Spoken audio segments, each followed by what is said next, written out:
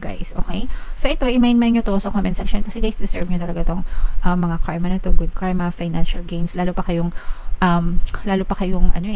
tataas or lalo pa kayong magkakaroon habang pinagsasamantalahan kayo ng ibang tao. So, just focus on yourself, guys, and focus on, pagiging positive, di ba? Pera is pera. Kumbaga, isipin nyo, pera lang yan. Kikitain ko din yan.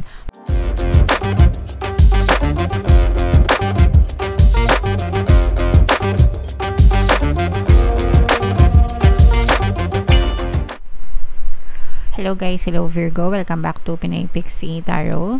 Ang pamagatang episode natin for tonight is first half kapalaran ngayong October, so October 1 to 15 para sa Virgo, Sun, Moon, Rising, Sign, and Venus. If ever na hindi kayo nakaresonate dito guys, try nyong panoorin yung video nyo dun sa monthly horoscope nyo for October, baka nandun yung energy nyo mga kapixie. So, this is both negative and positive, guys. Unahin natin yung negative, no? We have the deceit energy. Ito yung panloloko, mga kapixie. So, this is a very deceptive energy. For some of you, mag-ingat kayo. Ito yung babala na pinag-iingat kayo, mga kapixie. Kasi baka maloko kayo in any form, guys. Pwede sa pera, pwedeng sa relasyon. So, doble ingat na lang kayo, mga kapixie. Palagi magdasal.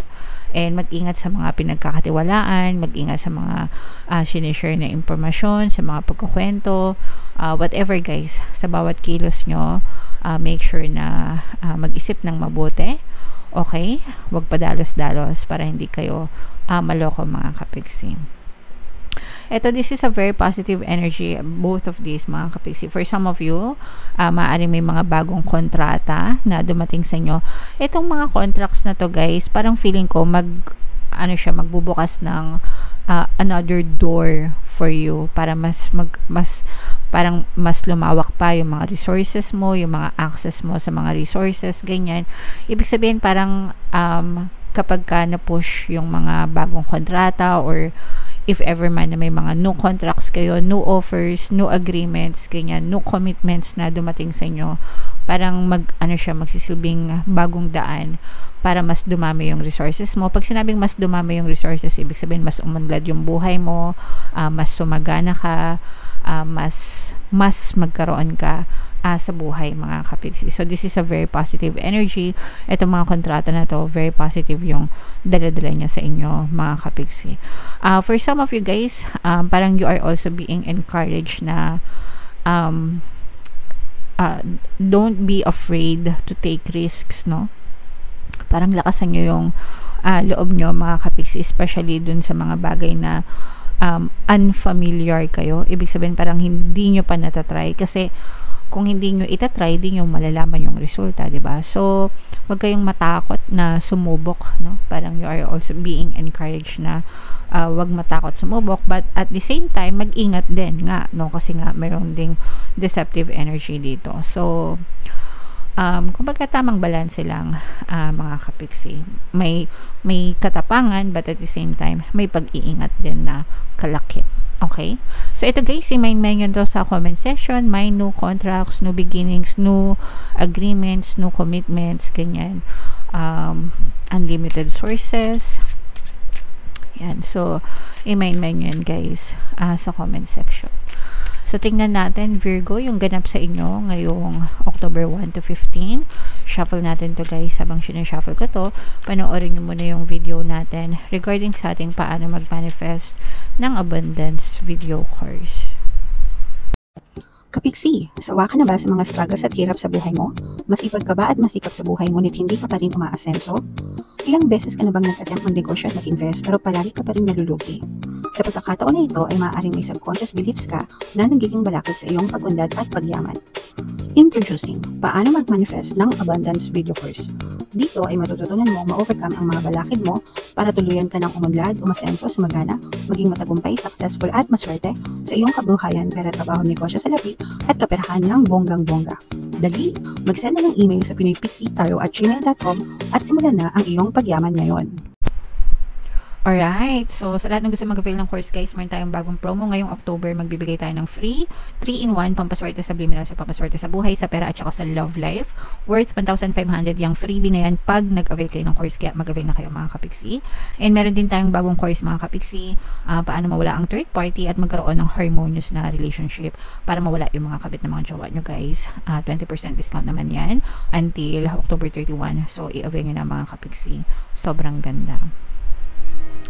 So, Virgo guys, kayo ay represent ng Queen of Coins sa ating spread. Ito ay both negative and positive mga kapiksi.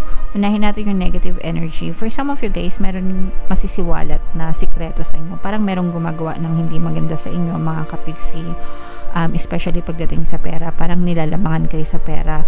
Tapos parang malalaman nyo tong balita na to na parang medyo sasama yung loob nyo or parang feeling nyo guguho yung mundo nyo. Parang sikreto na mabubunyag sa inyo mga kapiksi. So meron ditong presence ng fire sign, Aries, Leo, Sagittarius, air sign, Aquarius, Gemini, Libra. So yung example nito mga kapiksi, kunwari nasa ibang bansa kayo, OFW kayo, tapos nagpapadala kayo ng pera sa Pilipinas, sa mga kamag-anak nyo or sa pamilya nyo sa Pilipinas, parang malalaman nyo na parang hindi sa tama na pupunta yung mga pinapadala nyo. So parang nalulustay, ganyan, o kaya parang ginagamit sa sarili nilang kapakanan. So let's say for example, pinapadala mo yung pera para sa mga anak mo, pero hindi naman ginagastos para sa mga anak mo, kung saan lang ginagastos, ganyan, mga kapricho, mga kaluho, yung mga ganun, no? O kaya naman, let's say for example, kunwari nanghihingi ng pera sa'yo kasi ipang nenegosyo daw or whatever, tapos malalaman mo na pinangsusugal lang pala or yung mga ganun. Pero yeah, this is very heartbreaking para sa inyo guys kasi pinaghihirapan nyo, no, yung pera, tapos parang sa wala lang napupunta. So again guys, ito, kaya nga sabi ko sa inyo, diba, deceptive energy. Mag-ingat kayo sa mga nanloloko sa inyo, especially sa pera mga kapiksi. Kahit kakilala nyo pa yan or strangers, always mag-take ng extra precaution. Wala namang masamang tumulong guys, walang masama magpadala ng pera, especially kung pamilya nyo kadugo. Pero dapat, alam nyo yun, nililimitahan nyo rin. Magtitira kayo ng para sa sarili nyo kasi ang nangyayari madalas, no, I'm sure na karelate yung mga iba nating kapiksi dyan, lahat na lang pinapadala na wala nang natitira sa kanila. Halos sila nagkakandara pa sa pagtatrabaho sa ibang bansa, hindi kumakain, kulang-kulang sa tulog, makapagpadala lang ng pera, tas lahat pinapadala, walang natitira sa kanila. So ang ending, kapag ka nalustay sa Pilipinas, wala ka ngayong backup, diba?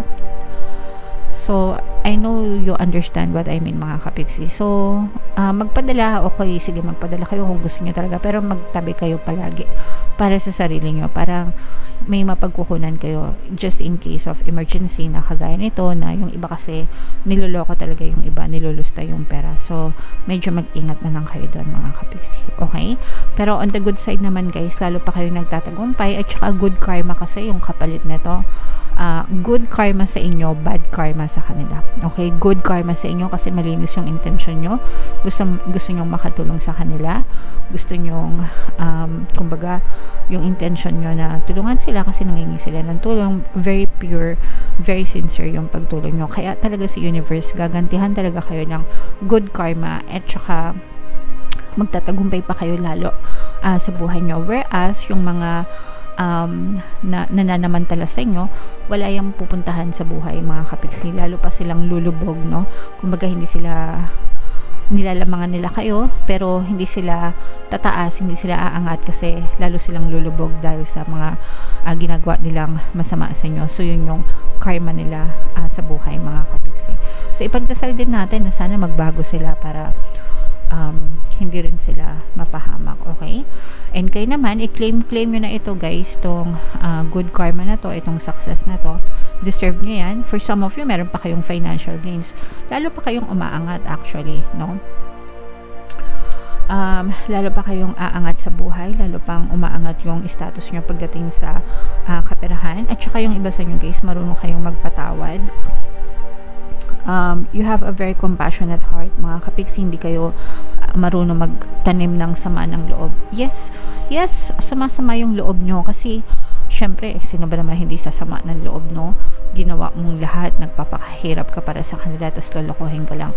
Pero yung nagtatanim, hindi ko yun nakikita sa inyo. Kumbaga parang okay, sasama yung loob mo ngayon, pero iiyak mo lang, tapos ilang araw lang, wala na, okay na, nakalimutan nyo na, or natuto kayo magpatawad, mga kapiksi, which is a very very nice para sa inyo, kasi kayo talaga yung magbe-benefit, guys. Pag marunong kayong mag-forgive, marunong kayong magpatawad, kayo yung magbe-benefit doon, hindi sila. So, sila naman, hindi naman sila absuelto, no? Pero nakikita ko dito na parang lumalayo na yung loob nyo sa kanila. So, ibig sabihin, nagkakaroon kayo ng trust issues sa kanila. And, para wala na lang away, parang tinatalikuran nyo na lang sila.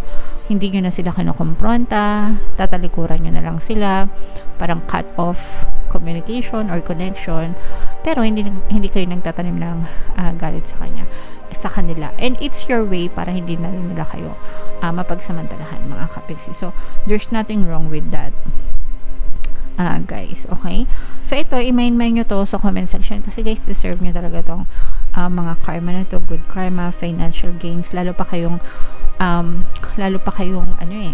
tataas, or lalo pa kayong magkakaroon habang pinagsasamantalahan kayo ng ibang tao. So just focus on yourself, guys, and focus on, you know, pagiging positive, di ba?